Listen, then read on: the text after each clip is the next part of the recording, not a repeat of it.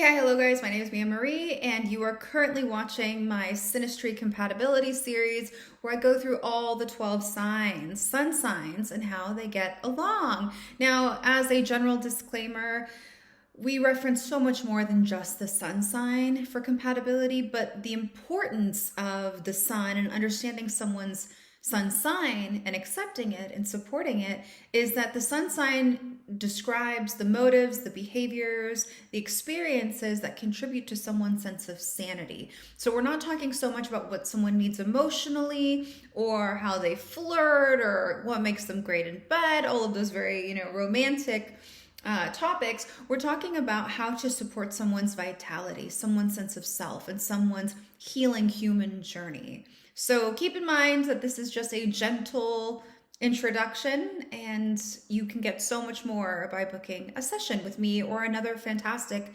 astrologer. Taurus is the second sign of the zodiac, and behind all of its behaviors, decisions, thoughts, projects, failures is one motive. And that motive is to use the available resources to be a steward of the world, of life, to their life.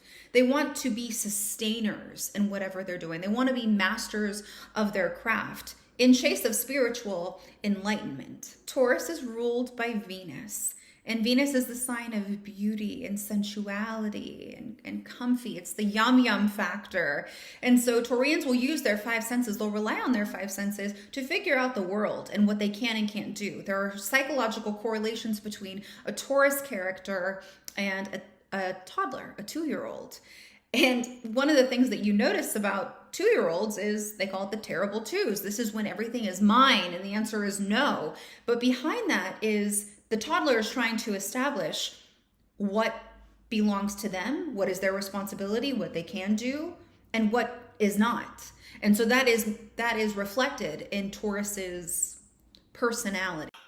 Taurians are known to be control freaks. Anal retentive, withholding.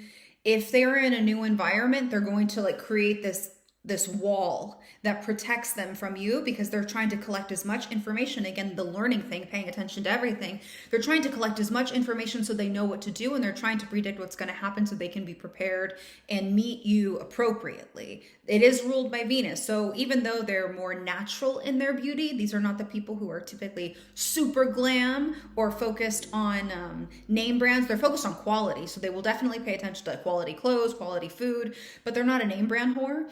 They do care about how they are being received, and they do not like looking unpoised. And so until they feel confident, that wall is going to be there. Another thing to understand is that someone with a sun in Taurus came into this world doubting themselves. Now, they can just think that they have a harsh inner critic, but what's actually happening is that their soul is learning how to function without mom. They're stepping away from Aries, right? Aries is step 1, Taurus is step 2. They're learning how to function alone. And in order to function alone, you learn very quickly. You have to walk. You have to learn how to walk. You have to learn your environment. You have to utilize the environment. You have to take care of yourself. And so Taurus inherently recognizes all the ways in which it's unskilled. And it will be presented time and time again because they are developing, God given that you're growing and you're learning the lessons as you go. Every time you start something new, there is that initial immediate recognition of, oh, I'm here and I should be here. And Taurus learns that it is someone of value by meeting failure with a positive attitude, by trusting in its gut instincts, by following and developing its interests and skills. It wants to be someone who they can rely on. And the way that it shows up is that they are someone that you can rely on. When I think of Taurus, I think of that line, I ain't a killer, but don't push me. They don't like being rushed. They don't like being told what to do because they're trying to figure things out for themselves. And it's important that you let them move at their own pace. The only thing is that they tend to get stuck. So if you see someone ruminating over the same thing or recreating these same patterns or same relationships over and over again, it would be helpful to point it out like, hey, don't you think that this is kind of strange that you're having the same experience over and over again? But it is a deal breaker that if you are not patient with their process, and if you disrupt their peace too much, if you poke them too much, they're going to shut down. Another thing they don't like is if you stand in the way of them developing. If they're trying to figure something out and you're like, oh, let me help you or let me do this. No. Why would you do that? Can't you see I'm struggling here? Can't you see I'm trying to figure myself out? That's really what it is. That's why they're so frustrated. It's not so much the thing. They're frustrated that they don't have the skill to accomplish this more quickly and more efficiently. And so if you are a helper, it's going to annoy them. Do not take the work away from Taurus. They like the gratification at the end. They feel better about themselves once they figured it out. As long as the task is proportionate to what, where they're at in life. You don't want to set a bar so high. Like if you're thinking about a child, you don't want to set the bar so high that they're going to fail, but let them, like a Rubik's Cube, just work it out. If they let you take the work away from them, that is such a cautionary note because they're succumbing to laziness. When Taurus is not developing itself, when there is no stimulation, when it's sleeping on its potential, it will literally sleep and lay in bed. It just wants to be cozy. And the reason why it wants to be cozy and all snuggled up is because it's feeling a little insecure. It's feeling a little unprepared. Speaking specifically to Sun and Taurus energy, this is somebody who will feel comforted by physical touch. They like cuddling, or if you're at a party, if you just like rub them on the shoulder as you walk by, they'll feel acknowledged and they'll feel supported. If you're arguing with a Taurus, it's going to feel like you're arguing at a brick wall. And if you're kind of hitting that dead end over and over again, if they will let you, just say, can we just pause? Can I just give you a hug for a second? Like we're moving too far away from peace. And they will like feeling loved. They will like feeling you.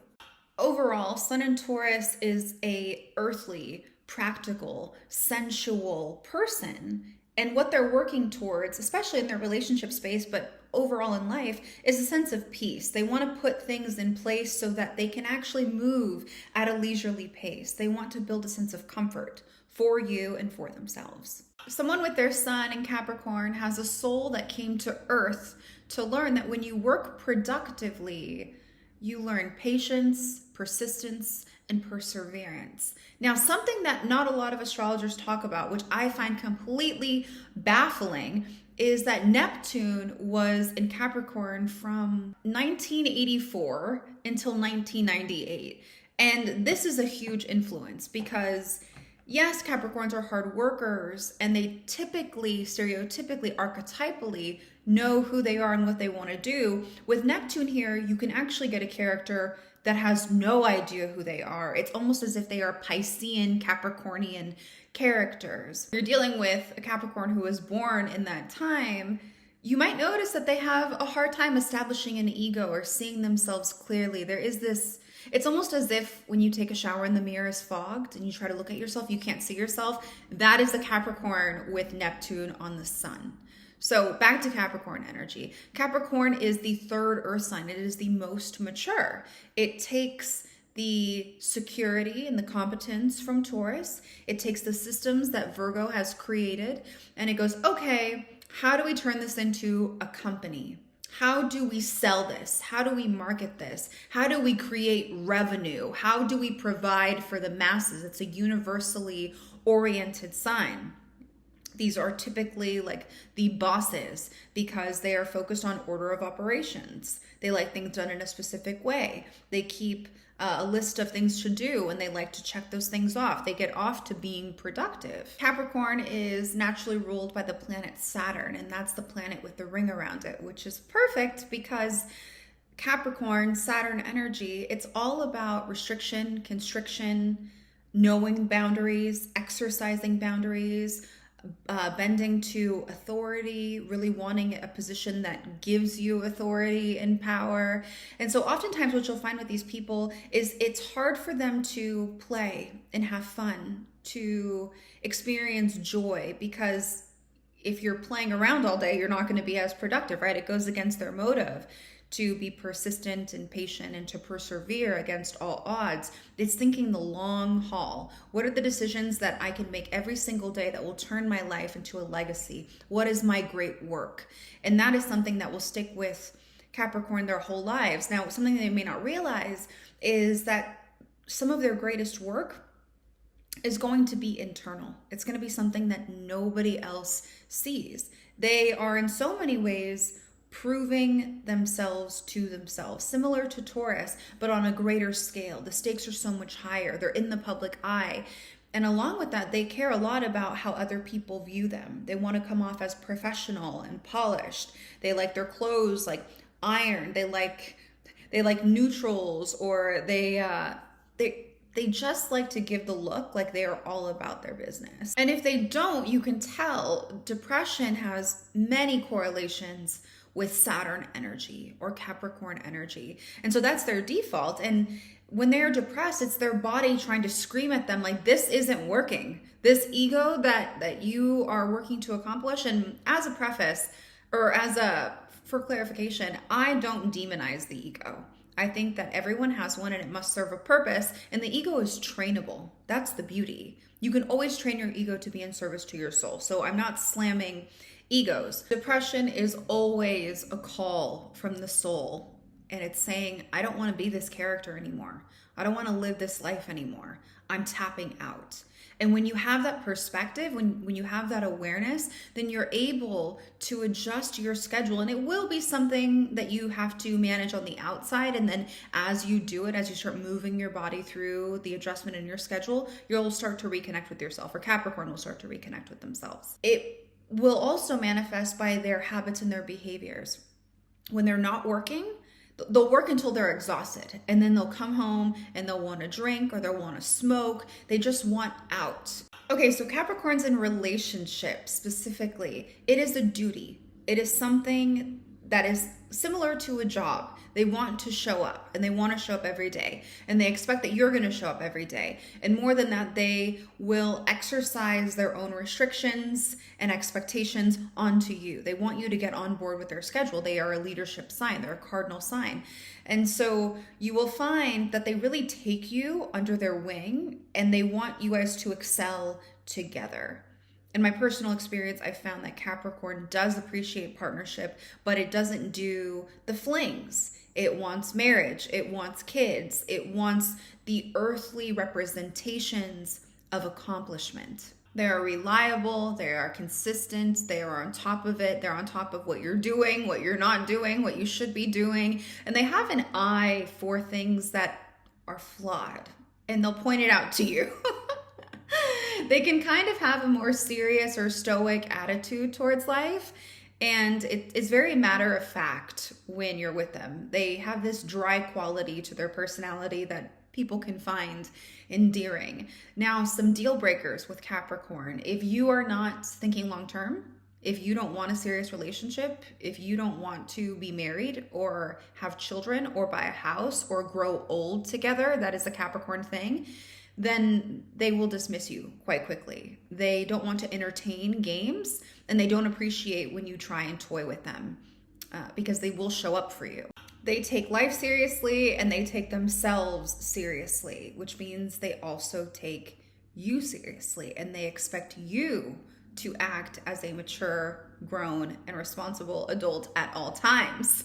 Now, if you're someone who's a little bit more spontaneous, like for example, in my personal experience with Capricorn, I like to do things on a whim. I can't stand a plan. I like just putting myself out there and having a fun time watching where life takes me.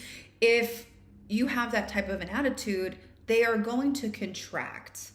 They may get on board depending on their other placements, but there's something inside of them that gets nervous, and they kind of like do this, they don't like it, and they might judge you, and they may call you impulsive. They don't appreciate impulsivity. They don't appreciate things that are done on a whim because it's not well thought out. You're not thinking of the consequences of your actions. What if you get lost? What if you run out of money? What if blah, blah, blah, blah, blah, blah. They're going to name all the cautionary things that you didn't think about as you're trying to bungee jump off of a cliff. Piggybacking on that, they are risk averse. They don't like putting themselves in situations where they may fail, because what does that show about them? What does that prove about them? That means that they aren't this authoritarian character or authoritative character, depending on whichever one they subscribe to, high functioning, low functioning. They don't like to look stupid. They like to come off as someone who can manage the masses. And so they will avoid situations where there is a greater probability that they will fall on their face, or they have a hard time surrendering to the unknown. And they will criticize you for putting yourself in that situation until they see that you have been successful. So if you're someone who enjoys challenge, risk, and thrills, expect to have like a sit down conversation where it's like they're the principal and you're the student, and they're like, listen to me. This is the rules. This is what we do. Another thing they won't appreciate is if you don't take your life seriously. If you are not accomplishing things on a daily basis, or if you have nothing to prove for your day or your energy or your effort, they like to show their person off. They like to feel as if they have also won a prize. They are a prize, and so is their person. They like the power couple idea. And so if you are a little bit, if you're not as ambitious, or if your ambitions don't yield material, again, representations of success and accomplishment, they're not going to gravitate towards you. But all in all, they're about their business. And if you are with them, then you are their business. So they're focused on the long term. They want commitment. They will show up for you. They will want to provide for you. They will want to make you feel like your relationship is stable and your home space is stable, and you guys can do whatever you like because you have the funds in the bank. Sun in Taurus, Sun in Capricorn, textbook astrology tells us that these two are a match made in heaven. And I agree. These two get along extraordinarily well because they are of the same element. They are both signs, specifically, this is a romance video. They are focused on the long haul. They want something sustainable, something stable. They're practical. They have all of the internal makings for a steady and committed relationship. Now, to begin with, we have, again, two earth signs, which means that we have two people who are introverted, two people who rest and recharge and go out into the world and lose their battery. And so we won't have any mismatch in terms of the rhythm of the day, or how we decide to rest, or what activities we do to rest. There is kind of simpatico there. Now there is a difference, a couple differences between the two of them, but again, complementary. Taurus is a personally oriented sign, personal perspective, which means that its greatest work is going to be proving itself to itself, saying, you know what, I can not only provide for myself independently, but I can provide for my family too. I am a source of abundance and support and love and nourishment. Is a Taurian word. And Capricorn is all about, being able to provide, but it is thinking in a big way. It's thinking, cool, how can I take what Taurus is beginning to work on and capitalize on it? How can I make money off of it? How can I create a system? A scale is a Capricorn word, and Capricorn wants profit. Taurus wants to, when you hear the word value, you might think of like Sagittarian values that are more like philosophy or belief systems. Taurus is terrible twos, right? In terms of the soul development. And so we see someone who establishes value but from a personal perspective. Like, this is valuable to, this blanket is valuable to me. These earrings, this symbol is valuable to me. It doesn't really have a regard for what other people say has importance. It doesn't abide by anybody else's rules but its own. And so, even though they have different focuses, I don't see them being too irritated by what the other one is doing, because again, they're looking at life through a similar lens. It's close enough to where they just want to see progress. They want to know that they are addressing the issues as they come, and then they're preventing unnecessary fires. Now, Taurus is ruled by Venus and Capricorn is ruled by Saturn. So Taurus being ruled by Venus makes it want to have fun, maybe not necessarily fun, but it wants to live an easy, go with the flow kind of life. In a Taurus eyes, it's like being rushed is like, like it's giving poor. Like, I don't rush for anybody. And so it likes to go with the flow, and it likes to feel good all the while. It's paying attention to not necessarily name brands, but it wants things of quality. When it buys furniture, it wants furniture that's going to last. It wants, clothing that it can have forever. It's paying attention to textures and throw blankets and pillows and candles. And, it wants to create an environment that feels comfy and cozy and safe. It is also, out of the two, Taurus is actually, out of all of the earth signs, Taurus is the one who is most likely to say yes, or to relax the practicality and to just kind of go with the flow and appreciate, the inner animal, and be a little unhinged sometimes. But Capricorn, being ruled by Saturn, is the planet of restrictions. Capricorn says no until there is a reason to say yes. It is very focused on rules and the hierarchy and protocols. It is much more strict and disciplined because it's trying to create systems that keep society in order. And so there is a difference in their temperament, but once they come together, especially because emotions aren't typically involved. These are not, you would really look at someone's temperament by looking at their moon and its aspect to the ascendant and any other aspects going to the moon. But speaking solely to the sun signs, these are not people who are known to be emotional or, driven by emotions. They might recognize emotions. Taurus will recognize emotions. Capricorn will suppress them, which we'll get to that later. So these are two people who can come together and adjust their behavior or their schedules accordingly.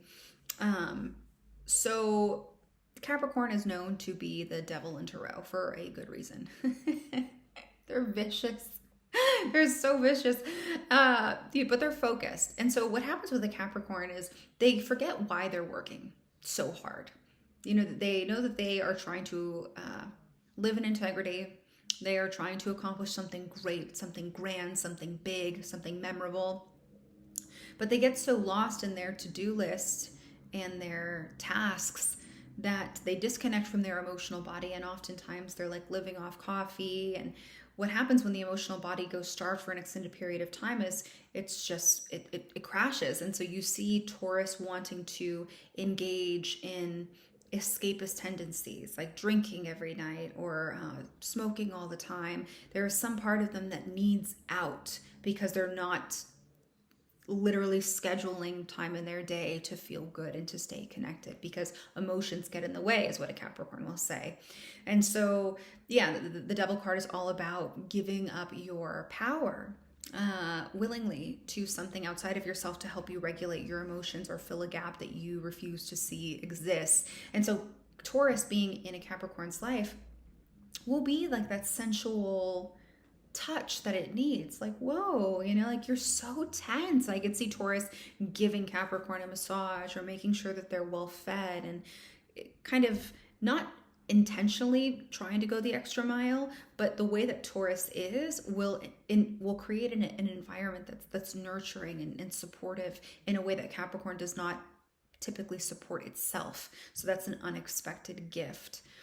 Let's see, a couple of other differences. Some things that you might like. Let's do that. Some things you might like: going on hikes together, relaxing together, going to a spa day, anything that engages the five senses. You guys would really appreciate fine dining. Now, speaking of fine dining, you guys do have different styles. Capricorn likes a polished look, crisp, professional, and Taurus likes natural beauty, things that feel good, things that make them feel comfortable in their skin, in their outfit, and they really flaunt what God has given to them. And in their mind, it's like, why change what God already put his hands on? Who knows if they're religious or not? I would suspect spiritual if it's Taurus, but Capricorn may have some moments where it's like, I need you to, look a little bit more professional. And Taurus will be like, oh, how rude.